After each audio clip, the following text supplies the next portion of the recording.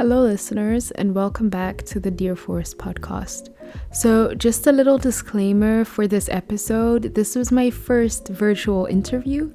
So, I was a little bit nervous and I forgot to put my headphones on. So, my audio is not nearly as good as my guests, but we move. So, just forgive me. Today's guest is Diego Rosso, who is a recycling analyst at Recyclass. Yeah, this was a really interesting episode. It's one that I've been looking forward to for a while because it's a topic that I'm super passionate about with regards to sustainability in general and broadly to deforestation. So I hope you gain something from this episode because there's so many gems that Diego dropped in this episode. So, yeah, hope you enjoy. Can you tell us your name, where you work, and what you do for work?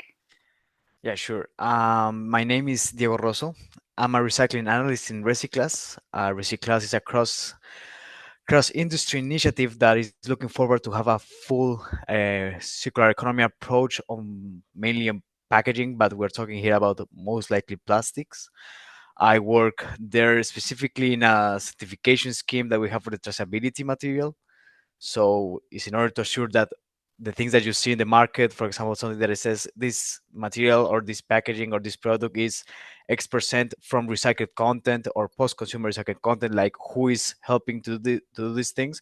We have a certification scheme on that. So I help different, yeah, industries across the supply chain to demonstrate the traceability of the material across the different actors that you can find. So at the end, you as a consumer, you can see like, okay, I'm supporting these initiatives, reducing of course different environmental impacts, buying these recycled content materials in Okay, a very general overview. yeah, that's really cool. I didn't know that that's what you did. Diego is my WWF mentor. So yeah, most of what we've spoken about is crisis after crisis with the podcast. So this is gonna be super interesting. Yeah, so let's get started. Our last two episodes were about the impact of food and fashion on our forests. In these conversations, we spoke a little bit about sustainable alternatives for these products. How can we identify whether or not an item is quote unquote eco-friendly or sustainable? That's a really good question. I mean, of course, I work in the plastic industry, but this is applicable for anything that you buy. When you know that when you buy paper, it says like it's green, it's sustainable, it's biodegradable, like all these kind of claims that you have. So, of course, you as a consumer in your habits in your daily life, you can have a really important impact in terms of sustainability. And the best way to understand this is what is written in the package. So, most likely, industries work with three different types of certifications or claimings. Hmm. So, the first one is a self claim. So, I'm an industry, I'm putting my employees and efforts internally to guarantee to the consumers that this product is sustainable, is helping biodiversity, has recycled content, but I'm the one checking this internally. So this is like the first class of claim that industry can do. The good thing is that, of course, if you're talking about a small company and you don't have the resources to achieve a certification, well, it would be like the best way to go as a startup. But of course, there's no other parties looking at it, so it's reliable. It Yeah. might be, Yeah, obviously, so if you just say "trust me, bro," it's yeah, yeah, not it's not really the same impact as like something that's like more yeah, existing. exactly. Yeah. So that's like the first thing that companies, this first type of claim that you can find, and is also defined in the international standards in the ISO. So then you have another type of claim, which is, for example, you are a really big company and you're like, I want to be really sustainable, but I don't know if the people that I'm buying this are telling me the actual truth. For example, I produce paper. I don't know if the people where I buy the pulp from, I don't know, from this forest, are they actually saying the truth? Is this social responsible? Is it really environmentally friendly? So I'm going to their plants and I'm going to assess them and to check that what they're selling to me is true. So as you see, this is more stronger because you have a different opinion besides your, oh, I'm the best, and that's Mhm. it. Um, but still, the problem is that at the end, there's a potential risk, of course, of greenwashing or miscommunication because both companies are being have benefits between them. Yeah. So you can also say like, ah, yes, I know that you are the best, sure, but in practice it's like that. There's no one independent opinion. There's no one outside of the market that is saying like, yeah, you're completely right. So here's when we get to the really like high claim that you can have. Yeah. That is what we call a third party certification claim.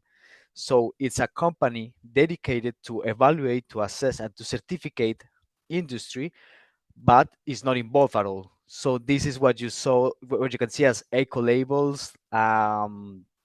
Yeah, that these kind of certification claims, depending on the products, Hmm. there are certification claims for clothes, for plastics like Recyclas, of course for paper.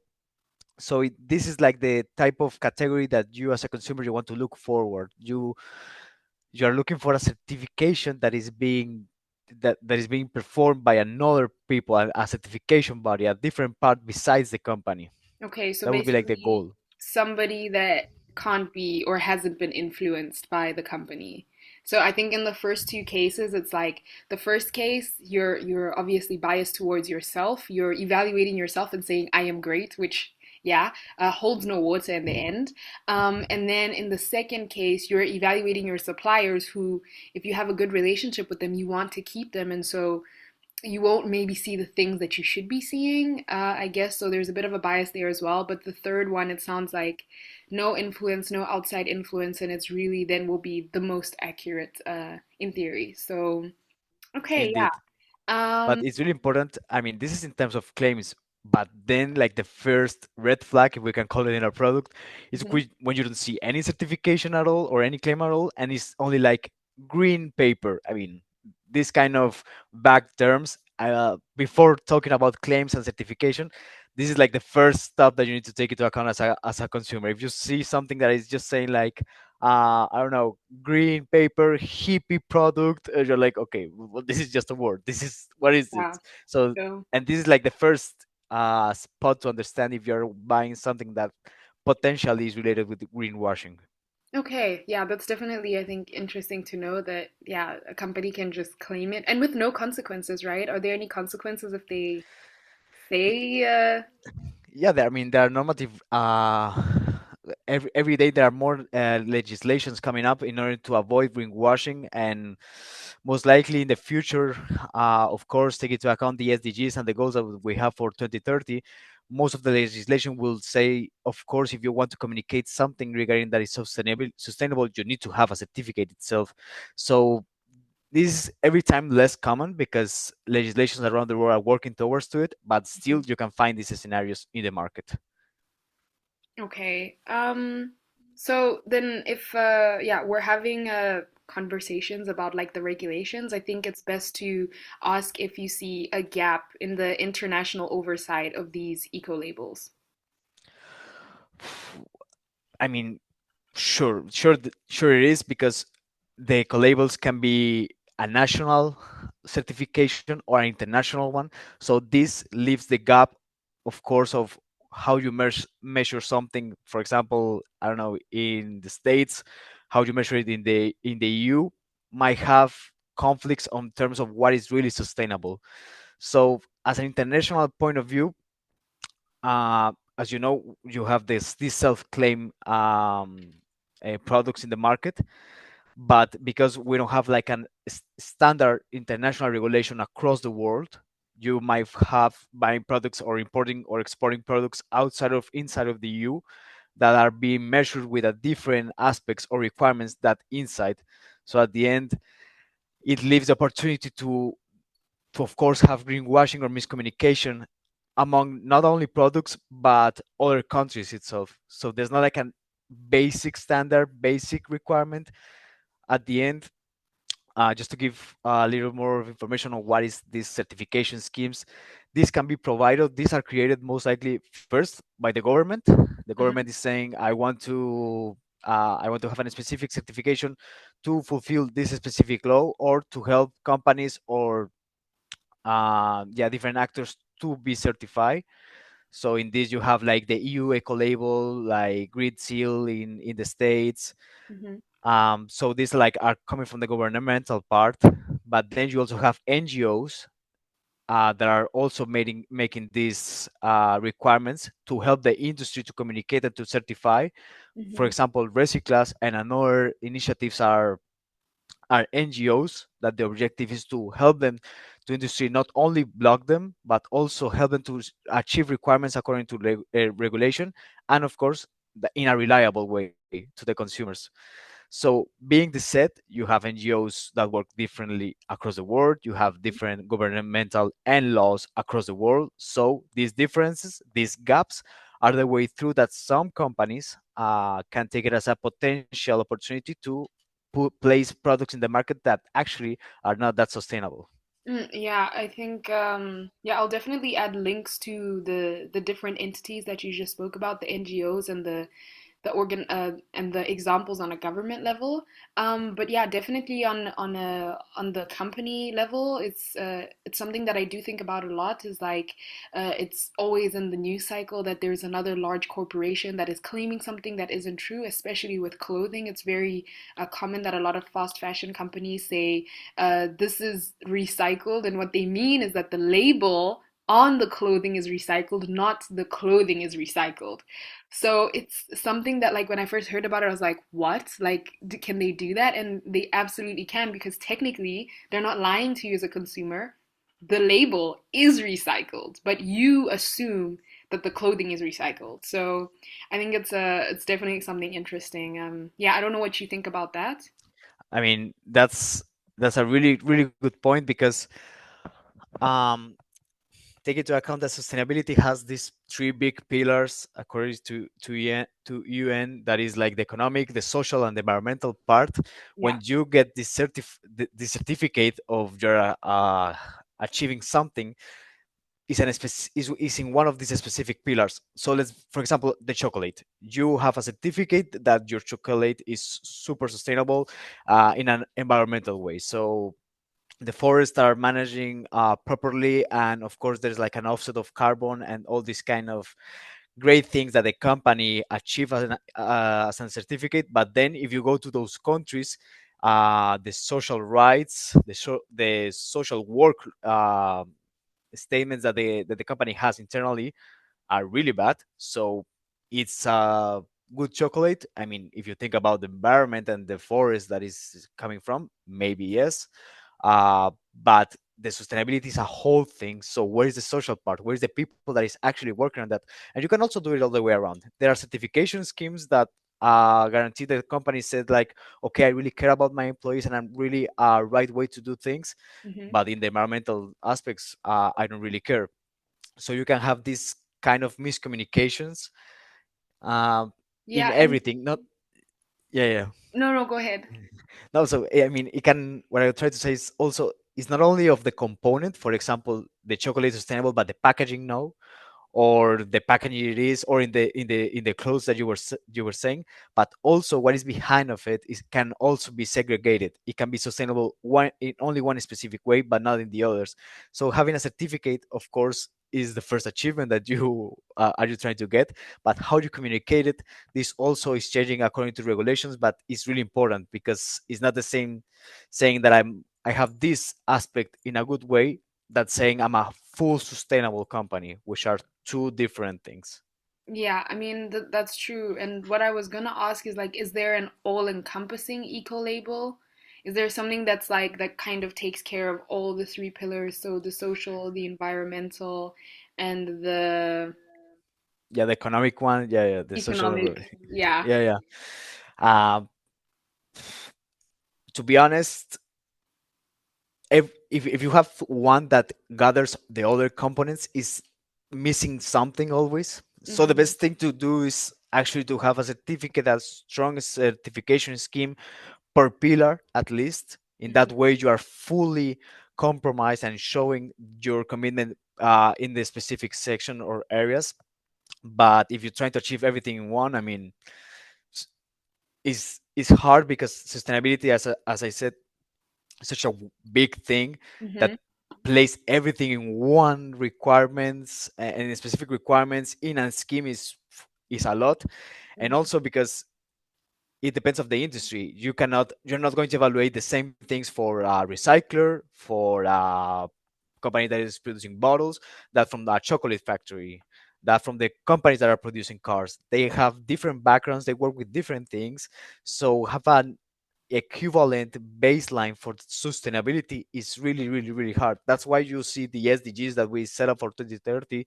They have like these specific actions, and gathering all is more than 300 actions because you need to work them in different aspects. And actually, sustainability should be like that. If we set a basic requirement on only one way to go, for Mm-hmm. sure our world is so beautiful but so complex in terms of energy and matter that we're going to miss some things, and we're going to leave either species, ecosystems, or people behind if we only have one singular view. So the best way to do it is actually to be able to at least independently in a certification evaluate these three components to actually be claimed that you are sustainable. Okay, yeah, that definitely I think sounds like something very interesting, like the concept of it. Because I think for myself, I only really ever think about the environmental and social perspective.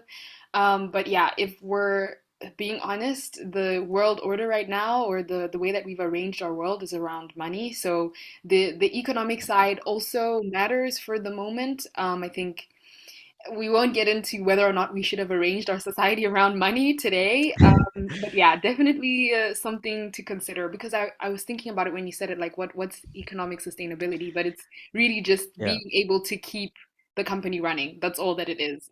So making money, etc., etc. But yeah, so how are the owners of eco labels assessing whether or not a company is compliant? Because I think you just spoke a lot about like how there's just so much going on. So at the moment, maybe you can draw more from your industry, because I understand that like you can't exactly yeah, speak very broadly about every single industry. So it would be interesting to know how at the moment where you're working, it's being assessed to kind of streamline things. Yeah, so at the end, in the company that I work on, but actually is the same for others, what you try to do is to first have a piece of the puzzle certified. So you have at least, okay, I have this specific part of the chain that is working properly. Then what you're trying to do in any type of certificate is that these good properties that you measure can be retained across the different actors until you get to the consumer. So this, of course, in a specific case, I can talk about plastic, but all the certification schemes are looking for that because first, in the origin point, if we go to chocolate products, when they go, for example, to the forest, to the Amazon, to check how is everything being done in a social environmental aspect and everything is working just perfect, and then this is exported around the world, you are already put a lot of effort showing that the process in the origin is perfect and is good. So then the objective is to keep that good properties across the different actors. So then when you deliver that in the airport, when it arrives to the first transformer or the person that are going to work on the chocolate or in the paper transformation from the pulp to the actual paper, are they keep retaining these qualities, or are they put it a little bit of virgin materials like virgin paper, Mhm. virgin plastic? Are they claiming it properly? So in the company that I work nowadays, as other certification companies, what we try to do is to always guarantee the traceability of what we are certifying. Otherwise, all these efforts get lost. And there are a lot of actors. People always think like, yeah, but I mean, you have like the raw material, the transformer, and the yeah, the consumer. But actually, you have also people trading materials. You have transport materials. Mhm. When you buy a chocolate or a paper of package or a package of paper, you Yeah. also have the people that design the package and also design the paper. So there's a lot of people putting efforts to give you one product that you see at the stores. So all of them need to be considered. Yeah, that's definitely true. I studied supply chain, so I know exactly how complex it can get. And I think on this show, we've only actually ever spoken about a very simplified version in the one episode about cocoa. But yeah, supply chains can get very, very complex, and there are multiple actors, especially in the world that we're living in now, because it's super, super globalized. And so most companies actually don't own a lot of the processes that they have. What they're actually buying is a piece of the product. So if your final product is a car, I promise you that the car manufacturer does not own a metal processing plant somewhere. Like that's just not what's happening anymore. I think before maybe that would have been the case, but yeah, it's really just become something where like there's so many different actors and it's like really, really yeah, complex to be honest. But yeah, that's definitely something interesting. And if we kind of get to the core of it, the beginning of the supply chain is the farmers. So, how do you think is the best way to include them in all of this? Because they are the start of every single supply chain, and I think it's very important, especially in our food supply chains, to consider them because they're the worst impacted as well by climate change at the moment.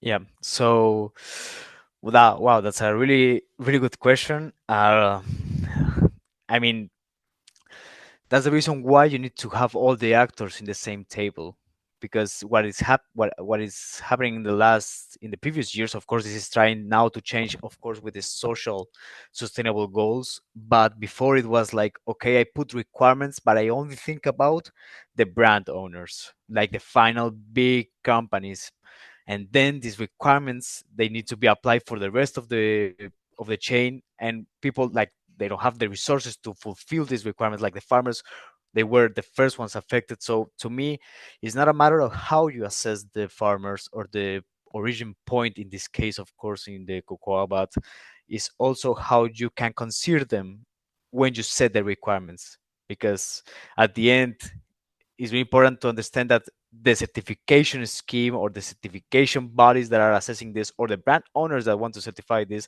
before starting to say, okay, I want to have this offset of carbon emission, or I want to be this biodiverse in the farmlands. Before setting all these requirements, check with the farmers, because they are actually the ones that needs to face not only these requirements, but at the end, being sustainable with climate change is every time more difficult, because the resiliency of the ecosystem is getting lost. Hmm. So then you're putting requirements without thinking about the people that actually will have to fulfill them. So it's not a matter of how you assess it, it's a matter of, when we talk about a certification scheme or a normative by the government, farmers not only need to be included, but they're the first point. And the first point, as I mentioned, is the key start of any traceability certification. Hmm. They should be the ones leading and more contributing in how to set these requirements. Then, if they are listening properly, it will be easier for them and for the rest of the supply chain until the brand owners. Yeah, I think, yeah, a point that you're touching on as well is like communication and collaboration is very important. I think that's the only way we're going to get out of this mess, you know? Like if we're not having conversations with one another, honest conversations, and we need good communication because I think a lot of what is happening at the moment is like kicking and screaming from both sides and not doing a lot of listening either. So good communication means listening, absorbing, and then responding. And I think yeah, I don't know. Our world leaders aren't exactly being very good examples of that at the moment. But yeah, it's definitely important that we, yeah, collaborate on all levels. And yeah, we spoke a little bit about large corporations, but I'd love to hear how you think small and medium enterprises can cope with this, because I'm sure getting all of these certifications like isn't easy, nor is it cheap. Especially if you have to evaluate the entire supply chain. So how are they coping with this? How are you maybe working in your job to help them cope with all of the requirements? Well, that's a good question, and I will try to wrap it up in a really easy way, because this will take for 10 episodes to explain the reason why. First is to take into account that ideally we should have a baseline, because what is happening now is that you have different companies that are getting certified by the same thing several times, because one of the buyers are asking, hey, do you have certificate A, and the other says, do you have certificate B? So the companies are investing a lot of money, but this is not being, this should be either recognized or at least have a base level for all the parts to be able to certify, demonstrate the same principles. Of course, this is not possible because what I explained, we have different gaps across normative and certifications around the world. Hmm. But this is the first big problem that small and medium companies have nowadays.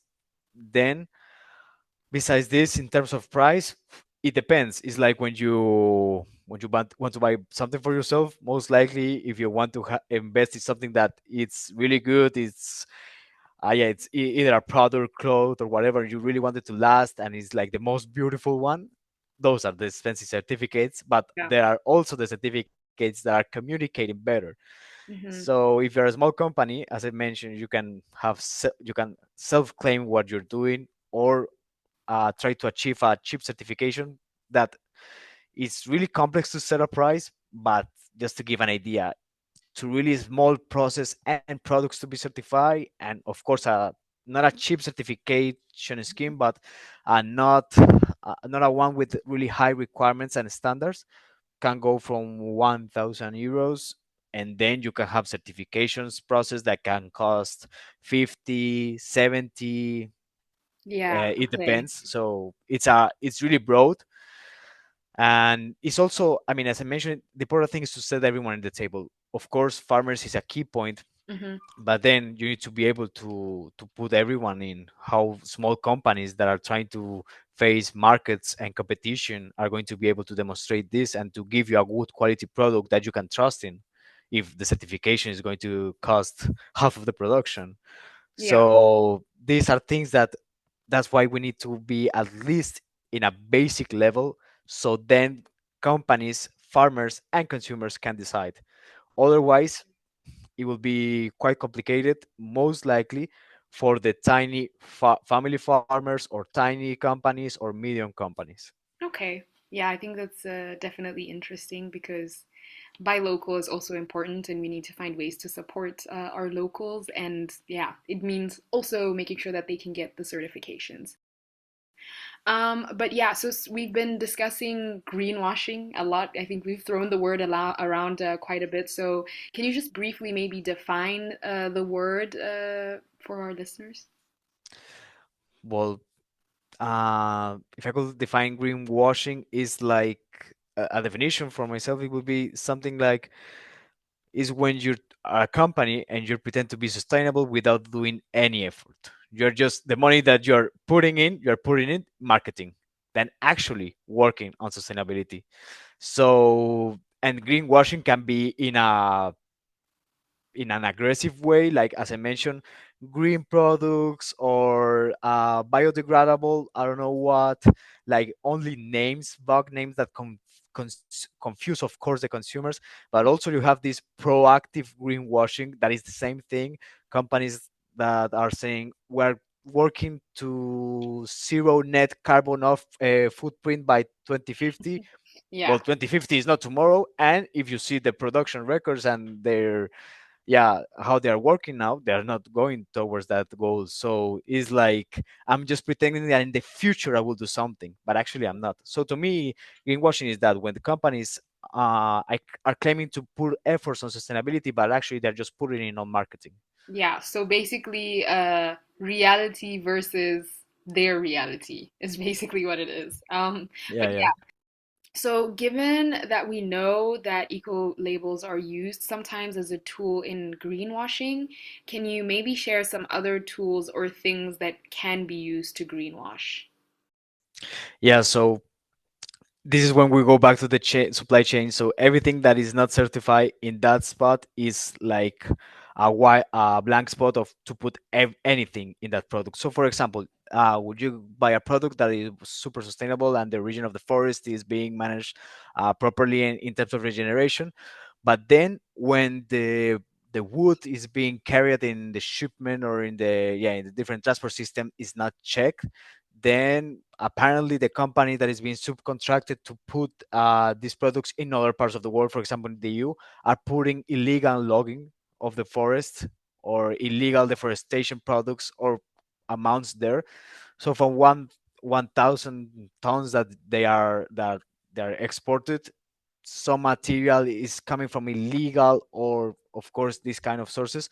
So every blank spot or any part of the supply chain that the company has a custody is taking care of this process and is not being checked by anyone, they have the opportunity to change, not only about amounts. If you're talking about the production or something like plastics, change the composition, change the labeling, add more products that are not certified or verified.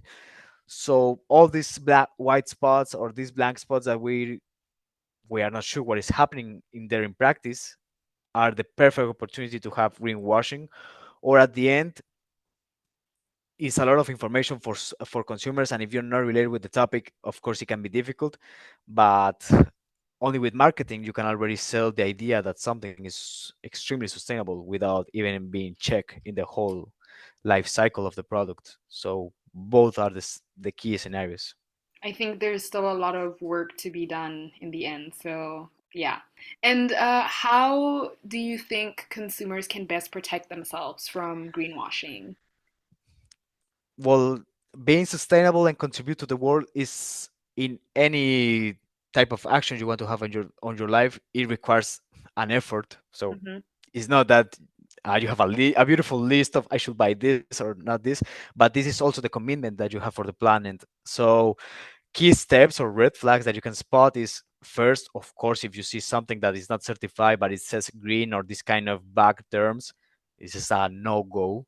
Hmm. Second, if you see a certificate that is printed on your product, uh, it takes you 2 minutes to at least Google it and see like it even exists, Hmm. or are you just looking for a logo that the company just print there?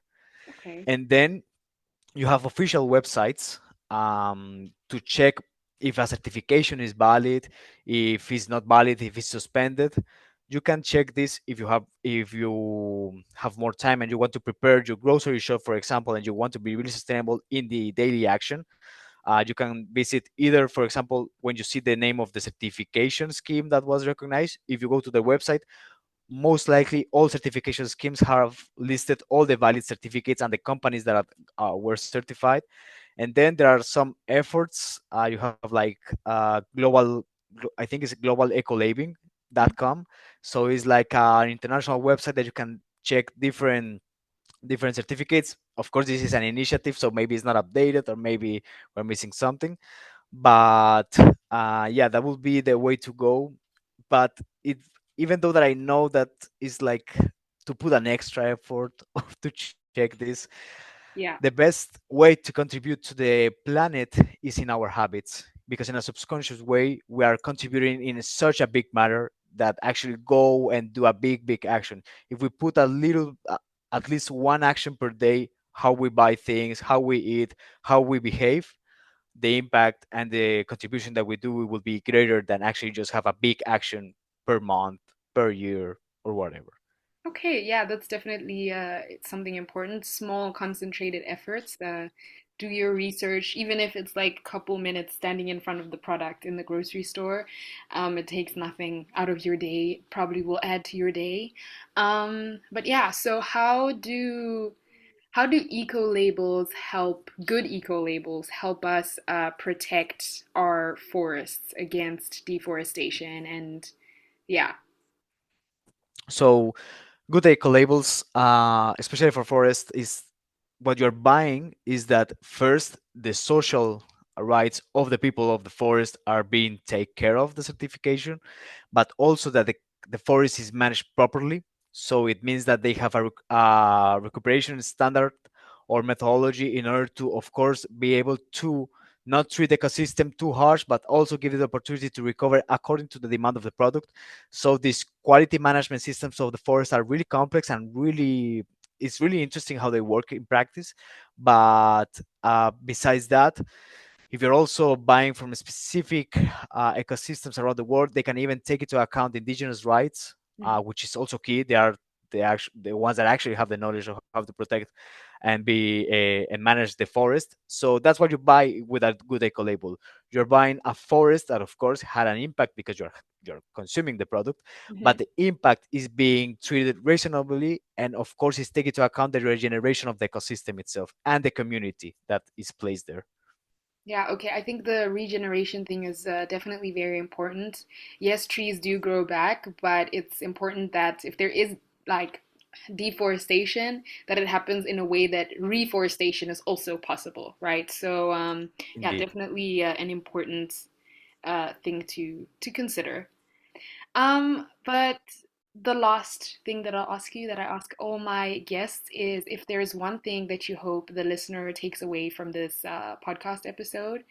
Yeah, if nothing else, what would it be? um, that how you're behaving and what you're consuming takes efforts and energy of our planet and beautiful people around the world. Just be sure that it's coming from a environment and people that are being recognized by these efforts. Okay, yeah, that's a perfect answer. I love that. Yeah, okay. Thank you so much for coming on the show today. No, thank you for inviting me. I hope it's really productive and people keep with something after this, for Yeah. sure.